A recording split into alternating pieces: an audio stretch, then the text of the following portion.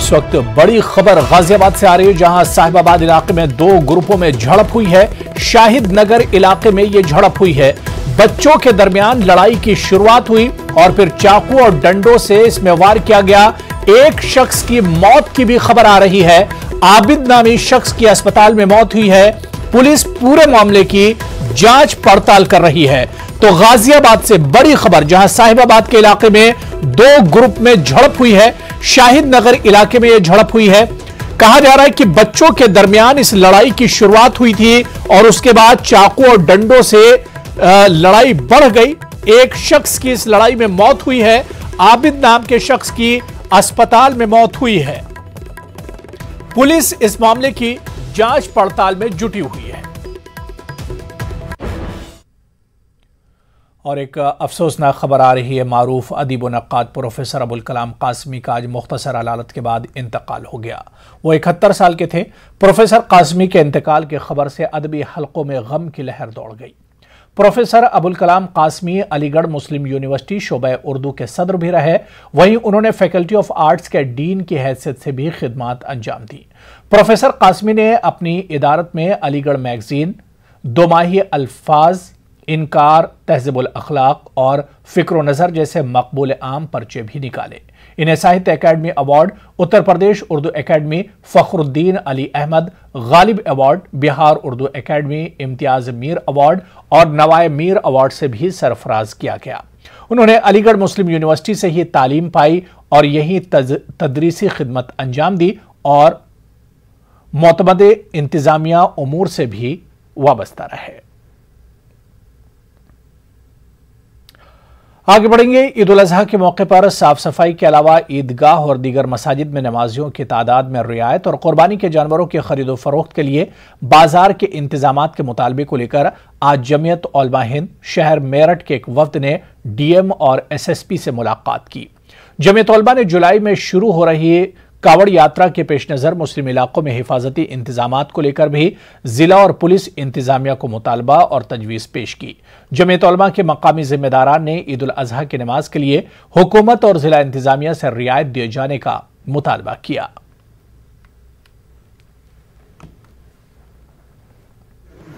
क्योंकि 20 तारीख को ईद उल अजहा का त्यौहार है और 20, 21, 22 3 दिन तक ये चलेगा। तो इसके लिए हमारी डिमांड ये थी, एक तो पानी, बिजली और सफाई की व्यवस्था की जाए।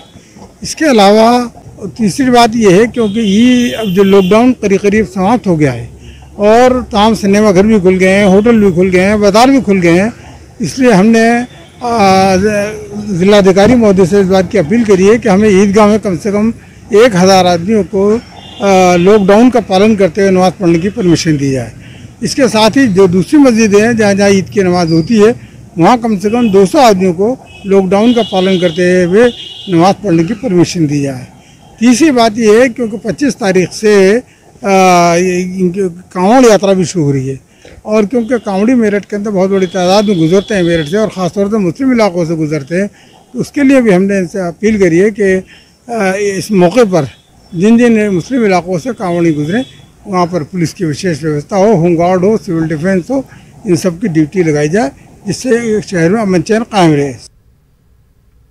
आरएसएस चीफ मोहन भागवत के मुसलमानों और मॉब लिंचिंग के ताल्लुक से दिए गए बयान की जहां कई मुस्लिम, मिल्ली और समाजी तंजीमों ने सताइश की है, वहीं ऑल इंडिया शिया पर्सनल लॉ बोर्ड के जनरल सेक्रेटरी और तर्जुमान यासूब अब्बास ने मोहन भागवत के इस बयान को मुसलमानों की हिमायत हासिल करने के लिए दिया गया एक सियासी बयान करार दिया। वहीं यूपी असेंबली इंतखाबात में उम्मीदवार उतारने के मजलिस सरबराह असदुद्दीन ओवैसी के ऐलान पर भी रद्दअमल जाहिर करते हुए इसे मुस्लिम वोट बैंक को तोड़ने की कोशिश बताया। पर्सनल बोर्ड की एग्जीक्यूटिव कमेटी की मीटिंग में ही फैसला होगा। बहरहाल जहाँ तक मैं अपनी ज़ाती राय दे सकता हूँ, मेरी ज़ाती राय ये है कि मेरे ख्याल से कि मुसलमानों को लुभाने के लिए और मुसलमानों को अपने से करीब करने के लिए जैसे कुड़क्की लगा के चिड़िया को बंद किया जाता है दाना डाल के, ये उस तरीके से कुड़क्की लगाई गई है ताकि उस कुड़क्की के अंदर मुसलमान फंस सकें और मुसलमान आएँ और उनको वोट बैंक के ऊपर इस्तेमाल किया जा सके। परसेंटेज ऑफ वोट बैंक बढ़ने के लिए यूपी के इलेक्शन है, कई राज्यों के इलेक्शन है, लिहाजा देखिए आगे आगे क्या होता है। हमारी एग्जीक्यूटिव कमेटी क्या तय करती है। देखिए ओवैसी साहब के ऊपर ना ही कमेंट करूं तो ज़्यादा बेहतर है, क्योंकि ओवैसी साहब का कोई योगदान उत्तर प्रदेश में तो नहीं दिखाई दे रहा है। सिर्फ एक कलवी तकरीर से आप मुसलमानों के वोट ले जाएं और यहाँ के ऊपर मुसलमानों के वोट को स्कैटर कर दें, मैं इसके सख्त खिलाफ हूँ। सीनियर सहाफ़ी और शायर जिया अब्बास नजमी का मुख्तसर अदालत के बाद इंतकाल हो गया। वो मकामी अस्पताल में जेर इलाज थे। वो 63 बरस के थे। जिया अब्बास के इंतकाल से अदबी हल्के में गम का माहौल है। दरगाह हजरत विलायत शाह के कब्रिस्तान में इन्हें सुपुर्द खाक किया गया। इनके पसमानदगान में एक बेटी और एक बेटा है। जिया अब्बास नजमी अच्छे शायर और नाजिम थे। जश्न अली अकबर के उन्वान से तरही महफिल का इनेकाद कराते थे। मुख्तलिफ अखबारात से भी वो वाबस्ता रहे।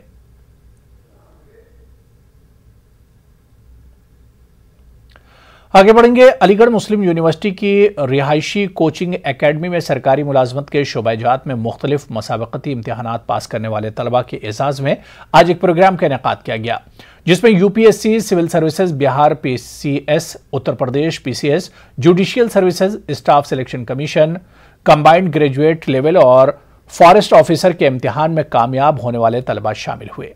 इस मौके पर रेजिडेंशियल कोचिंग एकेडमी के डायरेक्टर प्रोफेसर इमरान सलीम ने बताया कि इस साल हमारी कोचिंग ने जो कामयाबी हासिल की है बहुत खास है। उन्होंने हुकूमत हिंद और vice chancellor professor Tariq Mansoor का भी शुक्रिया अदा किया। आरसीए में पिछले सालों के मुकाबले इस साल हमारी कामयाबी जो है वो बहुत बेहतर है। बिहार पब्लिक सर्विस कमीशन में अभी हमारे 4 बच्चे फाइनली सेलेक्ट हो गए हैं और इसी साल 4 दिन पहले ही मेन का रिज़ल्ट आया है, जिसमें 4 बच्चे और अभी इंटरव्यू के लिए हुए हैं। हमारे उत्तराखंड जुडिशियल सर्विसेज में 2 बच्चे हुए हैं और यूपी पीसीएस में 3 बच्चे हुए हैं और सिविल सर्विसेज में काफ़ी टाइम बाद हमारे 5 बच्चे जो है अभी इंटरव्यू फेस करने जा रहे हैं। और बीएसए का जो पद होता है डिस्ट्रिक्ट एजुकेशन ऑफिसर, पीएस में मैंने सिलेक्शन हुआ है फाइनली। और 2017, 18, 19, 20 से लगातार इंटरव्यू दे रहा था यूपीपीसीएस के। और इसमें जो है आरसीए का बहुत बड़ा योगदान है, क्योंकि यहाँ रेजिडेंशियल आवास है तो हमें पढ़ाई के लिए बहुत सुविधाएं मिली। उसी के बल पे जो है आज हम यूपीपीसीएस में सेलेक्ट हुए हैं। बरसात के मौसम में इलाहाबाद शहर में सैलाब की सूरत हाल से निपटने के लिए मरकजी हुकूमत की तरफ से बल्दिया को खुसूसी इमदाद मुहैया कराई गई है। सैलाब और गंदगी के मसले से निपटने के लिए मरकजी हुकूमत की तरफ से इलाहाबाद बल्दिया को 10 इजाफी जेसीबी मशीनें मुहैया कराई गई। बल्दिया में मुनक्किद होने वाली एक तकरीब में शहर के मेयर अभिलाषा गुप्ता को जेसीबी मशीनों की अलामती कलीद पेश की गई। तकरीब के दौरान मेयर अभिलाषा गुप्ता ने जेसीबी मशीनों को हरी झंडी दिखाकर इमदादी कामों के लिए रवाना किया। इस मौके पर अभिलाषा गुप्ता ने कहा कि यह पहला मौका है जब हुकूमत की तरफ से इलाहाबाद बल्दिया को इतनी बड़ी तादाद में जेसीबी मशीनें मुहैया कराई गई हैं।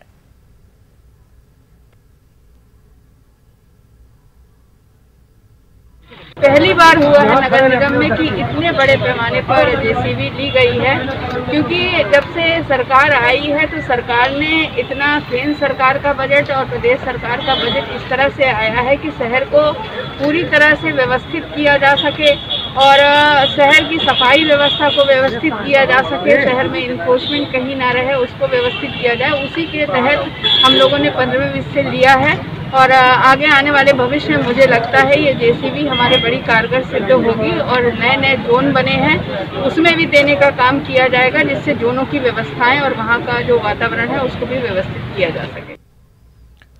अलीगढ़ सनती इलाका है, यहाँ मुख्तलिफ तरह की फैक्ट्रियां हैं, लेकिन इन दिनों रॉ मटेरियल की कीमतों में मुसलसल हो रहे इजाफे ने सभी कारोबारियों को परेशानी में डाल दिया है।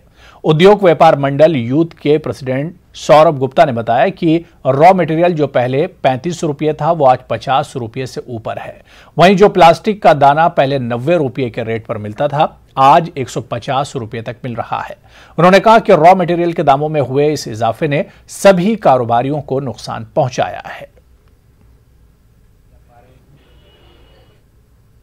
अलीगढ़ एक इंडस्ट्री एरिया है, यहाँ पे बहुत तरह का व्यापार होता है, चाहे ताले को लेके ले लीजिए, चाहे बाथरूम फिटिंग को लेके लीजिए, इलेक्ट्रिकल आइटम बहुत बनते हैं अलीगढ़ में। आज से 2 साल पहले जो रॉ मटेरियल अपना अप्रॉक्स 36 रुपीज़ आया करता था वो आज 50 रुपीज़ क्रॉस कर चुका है। आपका जो पीवीसी का जो दाने होते हैं रॉ मटेरियल वो पहले 90 के आसपास होते थे, आज 150 के आसपास पहुंच चुके हैं। अप्रॉक्स 50%, 40%, 35% हर तरह का बढ़ चुका है हम लोगों का। पहले जो प्रोडक्ट बनता था 100 रुपये में, आज हमें उसके लिए 150 रुपये। सबसे ज़्यादा परेशानी हम लोगों के लिए ये आ रही है। ऊपर से चाइना जो है आज भी पुराने रेटों में थोड़ा सा बढ़ा के ऑर्डर ले रहा है, चाहे वो एक्सपोर्ट के ऑर्डर हों चाहे कुछ भी हो, उसमें उसका आज भी कम रेटों में माल जा रहा है हमसे। अलीगढ़ के 12 ब्लॉक प्रमुख इलेक्शन के लिए आज से पर्चे नामजदगी का अमल शुरू हुआ, लेकिन थाना इगलास में इस वक्त हालात बेकाबू हो गए जब पर्चे नामजदगी के लिए तहसील में बीजेपी लीडरान को अंदर जाने दिया गया और समाजवादी लीडरान को बाहर रोक दिया गया। इसके बाद समाजवादी कारकुनान ने जबरदस्त हंगामा करते हुए एहतजाजी मुजाहरा किया। इस दौरान समाजवादी कारकुनान और पुलिस के दरमियान तकरार और धक्का मुक्की भी हुई।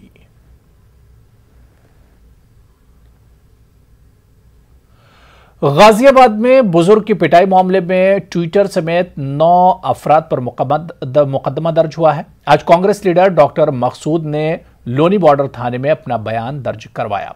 डॉक्टर मकसूद ने मीडिया से बात करते हुए कहा कि पुलिस ने गलत तरीके से मेरा नाम दर्ज किया है। डॉक्टर मकसूद ने कहा कि उन्होंने अपना बयान दर्ज करा दिया है।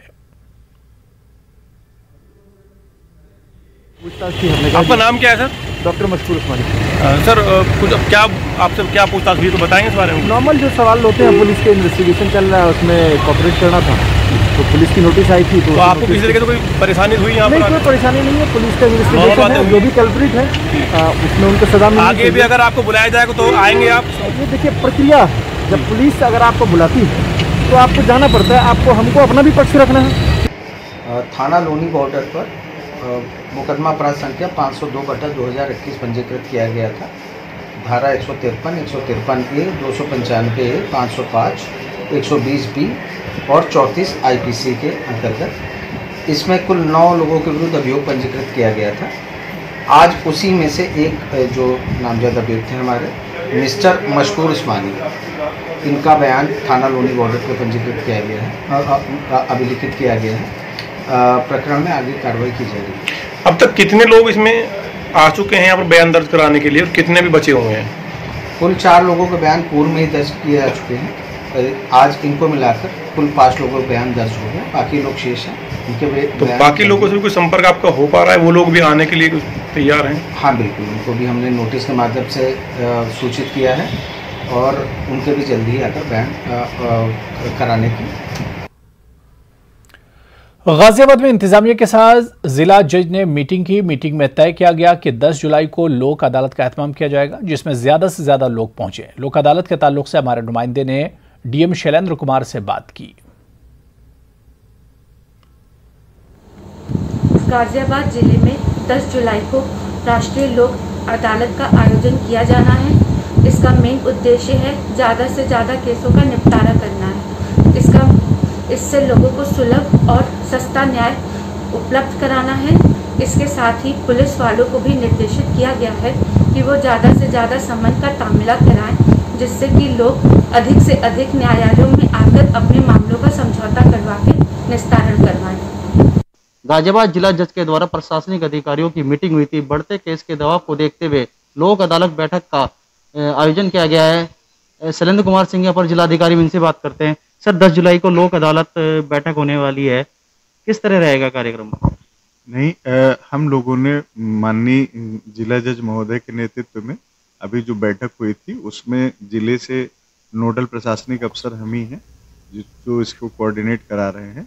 सभी नगर निगम प्राधिकरण, जितने भी हमारी लोकल बॉडी हैं और इलेक्ट्रिक और मतलब तहसीलदार, जुडिशियल तहसीलदार और जितने भी मजिस्ट्रेट हैं, सब तरह के केसों के लिए हम लोगों ने आपस में बातचीत कर ली है, मीटिंग कर ली है। जगह जगह पब्लिसिटी की जा रही है, मीडिया के माध्यम से, आपके चैनल के माध्यम से रिक्वेस्ट है कि लोग सस्ता न्याय प्राप्त करें और ज़्यादा से ज़्यादा जिनके केसेज हैं वो हम लोग इन्फॉर्म कर दे रहे हैं और आके मतलब गाजियाबाद के लिए और इतना पवित्र न्याय के लिए आप तो ज़्यादा से ज़्यादा वो पार्टिसिपेट करें। और हम लोगों का अप्रोक्सीमेट ये माना जा रहा है कि 20 से 25 हज़ार केसों का डिस्पोजल उस दिन जरूर। तो अपर जिलाधिकारी शैलेंद्र कुमार सिंह ने बताया कि 10 जुलाई को लोक अदालत बैठक की जाएगी, जिसमें अधिक से अधिक केसों का निस्तारण किया जाएगा। सस्ता सुगम न्याय 10 जुलाई को मिलेगा, इसलिए अधिक से अधिक लोग वहां पहुंचे। रोहित सिंह, न्यूज़ 18 गाजियाबाद। रूठे मानसून की वजह से कानपुर के किसानों के चेहरों पर उदासी के बादल छा गए हैं। किसानों की नजरें आसमान की जानिब टिकी हुई हैं, पर बारिश के आसार नहीं दिख रहे। गांव के रहने वाले हैं। गांव में जो है हमारे यहाँ सब किसान भाई बैठे हैं, रो रहे हैं, कह रहे हैं कि बरसात नहीं हो रही है, हम आगे सीजन में क्या खाएंगे। इस साल गेहूं की भी महामारी हो गई है और जो है बरसात के इंतजार में बैठे हैं। पानी का कोई साधन है नहीं, मानसून आने की कोई भी संभावना है नहीं। वगैरह जो है गाँव में बो दिए हैं, तिल वगैरह बो दिए हैं, वो निकल नहीं रहे हैं और जो है सब ऐसे जमीनें पड़ी हैं बंजर। ऐसे वर्षा न होने के कारण किसानों को बहुत बड़ी समस्या का सामना करना पड़ रहा है। जो किसान जुलाई के प्रथम सप्ताह में धान की रोपाई या खरीफ मौसम की जो फसलें हैं, मक्का, ज्वार, अरहर, उर्द, मूंग, इनकी बुआई करते थे, वर्षा न होने के कारण खेतों में पर्याप्त नमी नहीं है, जिसकी वजह से किसान भाई अपनी बुआई नहीं कर पा रहे हैं। ऐसे में किसान भाइयों को सलाह दी जाती है कि अगर उनके पास सिंचाई के साधन उपलब्ध हैं तो उनका उपयोग करते हुए फसलों की बुआई प्रारंभ कर दें और धान की रोपाई भी शुरू कर दें। पीलीभीत के अमरिया ब्लॉक में ब्लॉक प्रमुख के इंतखाब में बीजेपी और आजाद उम्मीदवार के कारकुनों में जमकर हंगामा हुआ। बीजेपी की तरफ से सर्वजीत सिंह को उम्मीदवार बनाया गया था, वहीं बीजेपी साबिक ब्लॉक प्रमुख श्याम सिंह अपना पर्चा नामजदगी दाखिल करने पहुंच गए, जिसको लेकर दोनों ग्रुपों में जमकर हंगामा हुआ। काफी हंगामे के बाद दोनों ग्रुपों ने अपना अपना पर्चा दाखिल कर दिया।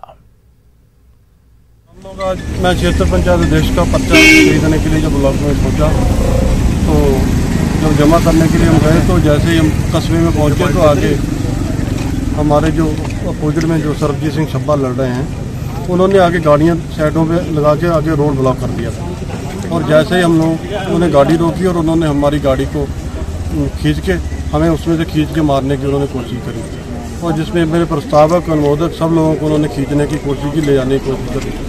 हम लोगों ने एकदम गाड़ी छोड़ के हम लोग वहाँ से भागे, हमारी गाड़ी को क्षतिग्रस्त किया। उन्होंने प्रशासन से ये हावी हुए थे, जो उनके सामने प्रशासन वाले तो जैसे 10 लोग थे जो उनके सामने 500 से क्या कर पाते। तो फिर जैसे ही हम लोग आगे ब्लॉक में पहुंचे तो हमने दीवार कूद के हम जाके एक कमरे में हम लोग छिप गए, फिर हमने जाके अपना नाम। और हैदराबाद से इस वक्त की बड़ी खबर आपको बता दें कि पुराने शहर में कत्ल की वारदात पेश आई है। हैदराबाद पुराने शहर में मिस्रीगंज चूने की भट्टी के करीब कत्ल की वारदात हुई है। मकतूल की शिनाख्त मुकर्रम अली उर्फ अकरम के तौर पर हुई है। इब्तिदाई खबर मिलने पर पता चला है कि कत्ल की वजह आपसी रंजिश है। अकरम पर घर के करीब नामालूम अफराद ने हमला किया है। आपको बता दें कि हैदराबाद पुराने शहर में पेश आए कत्ल की वारदात और पिछले कुछ दिनों में इस तरह की कई वारदात हैदराबाद के पुराने शहर में पेश आ चुकी हैं। हैदराबाद पुराने शहर में मिस्रीगंज चूने की भट्टी के करीब कत्ल की वारदात हुई है। मकतूल की शिनाख्त मुकर्रम अली उर्फ अकरम के तौर पर हुई है। इब्तिदाई इत्तलात में कत्ल की वजह मालूम नहीं हो सकी है।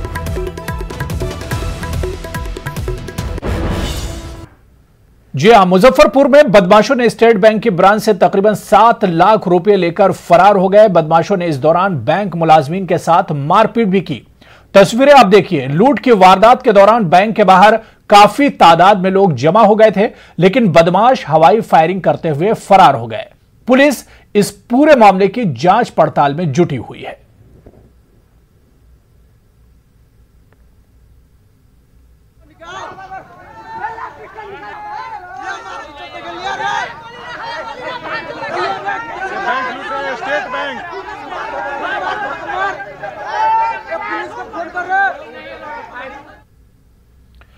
पटना एसटीएफ ने हथियारों के साथ एक बदमाश को गिरफ्तार कर लिया है। इसके कब्जे से 2 राइफल, एक पिस्तौल और 300 से ज्यादा जिंदा कारतूस बरामद हुए।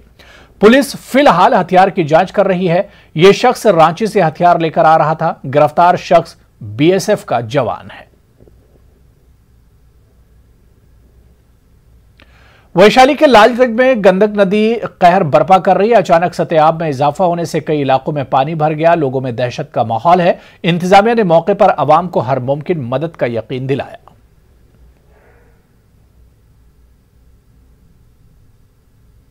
तो उधर बगहा में पहाड़ी नदी तबाही मचा रही है। सैलाब का पानी कई गांव में दाखिल हो गया है। कई अफराद बेघर हो गए। मकामी लोगों ने हुकूमत से मदद की अपील की है।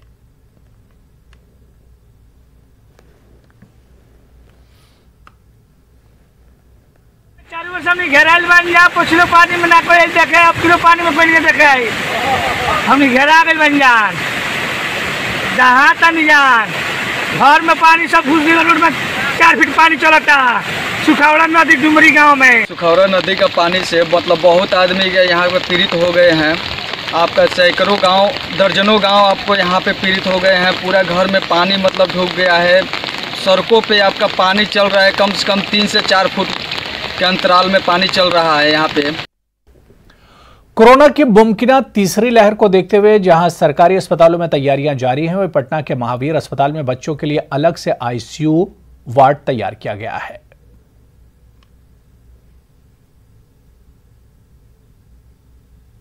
मुजफ्फरपुर के कांटी में बूढ़ी गंडक नदी में आए सैलाब से हालात खराब होते जा रहे हैं, लेकिन इलाके में अब तक राहत रसानी का काम शुरू नहीं किया गया है। आरजेडी के रुकन असेंबली इसराइल मंसूरी ने नाव पर सवार होकर इलाके का जायजा लिया।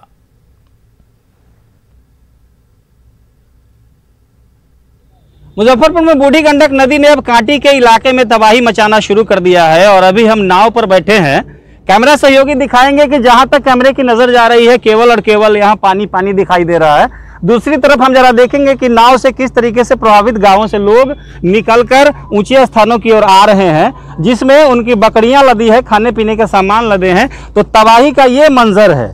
अभी तक इस इलाके में किसी भी तरीके का राहत बचाव कार्य को नहीं देखा जा रहा है और कांटी के लसगईपुर पंचायत एवं कोल्हुआ पैगंबरपुर पंचायत के माधोपुर, मिठन सराय और इससे समस्त संबंधित लगभग 10,000 परिवार बाढ़ से प्रभावित हैं। स्थानीय विधायक नेटवर्क 18 फेडरल बैंक संजीवनी गाड़ियां पूरे मुल्क में कोरोना वायरस से मुतासरा जिला में गश्त कर रही हैं। वैक्सीन की अहमियत के हवाले से बेदारी लाने की हमारी कोशिशों को आपकी तायद की अशद जरूरत है। आइए एक नजर डालते हैं कि संजीवनी गाड़ियां किन इलाकों में हैं।